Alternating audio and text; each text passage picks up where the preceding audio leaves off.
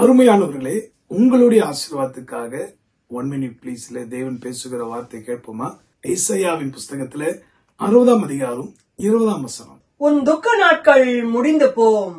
உன் துக்க நாட்கள் முடிந்து போம். இந்த நாளிலிருந்து கர்த்தருடைய வார்த்தையின்படி உங்களை துயரப்படுத்திக் கொண்டிருந்த, துக்கப்படுத்திக் கொண்டிருந்த, வேதனைப்படுத்திக் கொண்டிருந்த எல்லா சூழ்நிலையும் கர்த்தர் மாற்ற போகிறார். இப்ப நீங்க தனியா பிரயாணப்படுறதா நினைக்கிறீங்க, அந்த தவறு மட்டும் செய்யாதீங்க.